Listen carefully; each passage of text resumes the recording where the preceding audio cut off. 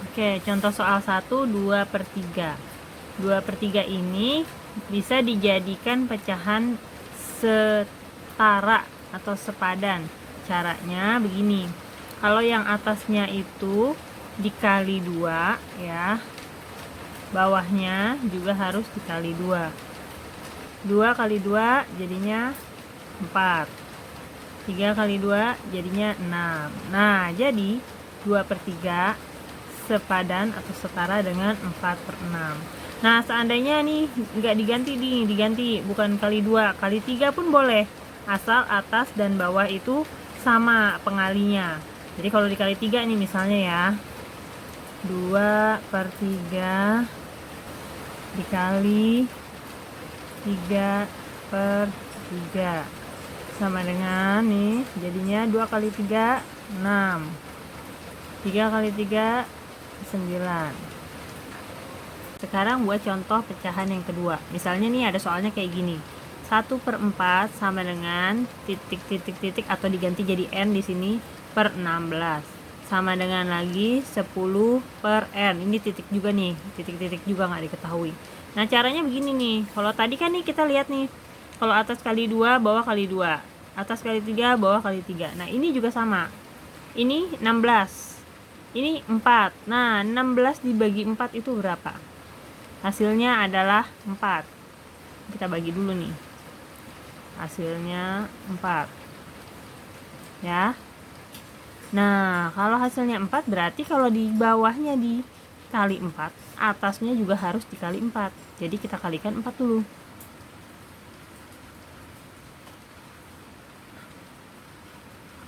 Nah, bawahnya kan udah jelas nih 16 ya.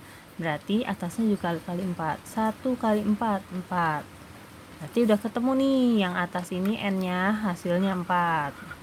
Tinggal yang ini ya, ini yang belum. Kedua nih, 1/4 sama dengan 10/n. Caranya juga sama. 1 jadi 10 ini kan dikalikan 10. Berarti bawahnya juga harus dikali 10. Jadi caranya, jadi sama-sama kali 10 ya. 1/4 kali 10 kali 10 sama dengan 1 kali 10, 10. 4 kali 10, 40. Jadi n yang ini, titik-titik yang ini, hasilnya adalah 40. Oke, sekarang contoh soal nomor 3 untuk pecahan.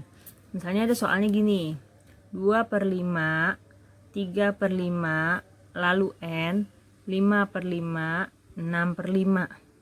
Ini kalau ada soal seperti ini, berarti yang dicarinya itu n-nya kan. Sekarang lihat yang bawahnya dulu. Udah sama belum angkanya? Nah, lihat. 5, 5, 5, 5, 5. Oh, berarti sudah sama penyebutnya. Ini yang di bawah namanya penyebut ya. Ini yang di atas namanya pembilang. Nah, kalau udah sama ini gampang. Kita lihat aja atasnya lagi pembilangnya. Udah berurut belum? Atau ada loncatnya berapa gitu. Kita lihat. Udah ada 2 nih di sini. 3. Lalu loncat jadi 5. Lalu loncat jadi 6. Nah, berarti n-nya berapa? N-nya berarti setelah 3 sebelum 5, 4. Nah, bawahnya apa?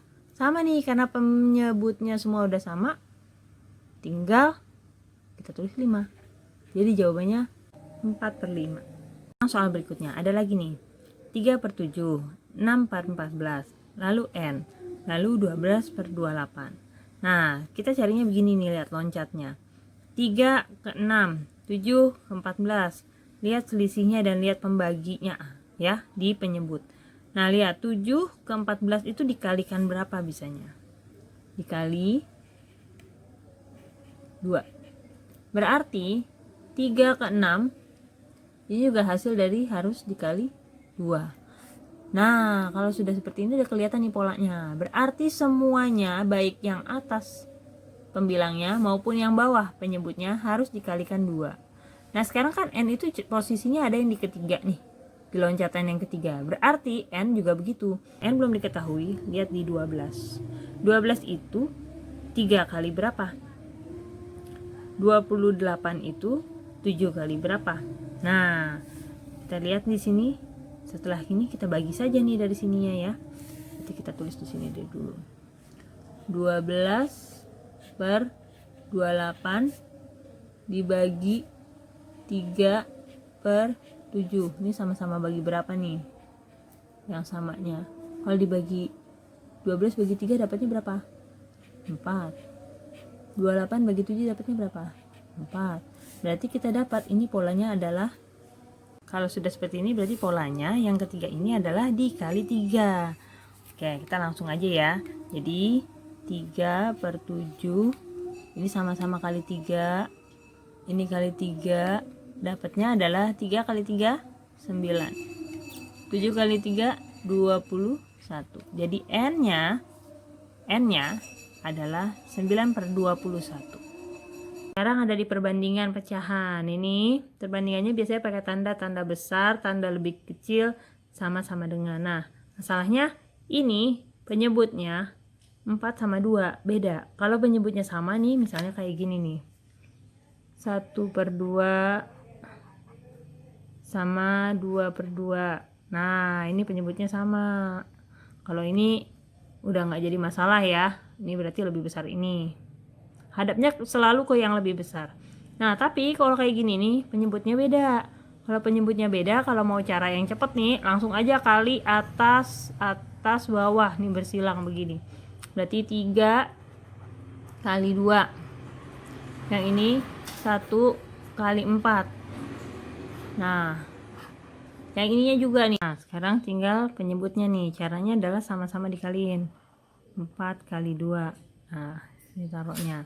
Yang ini juga gitu, 4 kali 2. Biar sama. Nanti jadinya seperti ini nih. 3 kali 2 6. 4 kali 2 8. 1 kali 4 4. 4 kali 2 8. Nah, penyebutnya udah sama kan? Tinggal lihat mana yang lebih besar di atasnya. 6 lebih besar, berarti hadapnya tandanya ke sana. Oke, sekarang contoh nomor 6. Misalnya ini ada pecahan, ini namanya pecahan campuran. Kenapa dibilang pecahan campuran? Karena ada satu satuan yang besar di depan dan pecahan biasa di belakangnya. Ini maksudnya gini nih caranya. Kan kalau kita mau jadiin pecahan biasa, harus dikali dulu. Caranya begini. 3 nih dikali 2 dulu. Lalu ditambah 1. Sementara penyebutnya tetap sama, 2. Jadi hasilnya 3 kali 2 tambah 1 6 tambah jadi 7 per 2. Ini kalau mau jadi pecahan biasa. Sekarang sebaliknya, kalau dari pecahan biasa mau jadi pecahan campuran. Pecahan biasanya misalnya contohnya 11 per 5 ya. Kalau yang paling mudahnya caranya bisa pakai pembagian miring. Jadi seperti ini nih. 11 ini 5. 11 bisa dibagi 5 berapa kali? Hanya bisa 2. Jadi 10. Dikurangin. Sisanya 1. Nah, ini udah selesai meskipun ada sisanya. Cara nulisnya jadinya begini nih. 2 itu besar ya sebagai bilangan utama di depannya. Terus sisanya ini 1, tulisnya di atas. 1 per 5 tetap jadi penyebut. Jadi 11 per 5 sama dengan 1 per 5. Contoh pecahan nomor 7, penjumlahan. Kalau penyebutnya sudah sama, bisa langsung dijumlahkan atasnya. Nah, contoh pecahan yang penyebutnya sudah sama seperti ini. Ya, penyebutnya sudah sama, jadi langsung dijumlahkan saja. 2 tambah 1 jadinya 3 per 4. Nah, sekarang yang ini nih, penyebutnya tidak sama. Jadi caranya adalah harus dicari KPK-nya dulu antara 2 dan 4. Nah, kalau 2 bisa 4 bisa dibagi 2. Jadi KPK-nya adalah 4. Oke, kita taruh di sini 4. Taruh sini 4. Jadi caranya 4 dibagi 2 lalu dikali 4 bagi 2, 2 kali 1 2. Sekarang 4 bagi 4 1 dikali 3. Jadi jawabannya 5/4. Nah, kalau seperti ini harus dikecilkan sekecil-kecilnya. 5 dibagi 4 caranya seperti yang tadi bagi miring gini ya. Bisanya hanya bisa 1, sisanya 1/4. Baru selesai. Cara yang sama dipakai juga untuk pengurangan. Dilihat penyebutnya. Kalau perkalian sebenarnya bisa lebih cepat.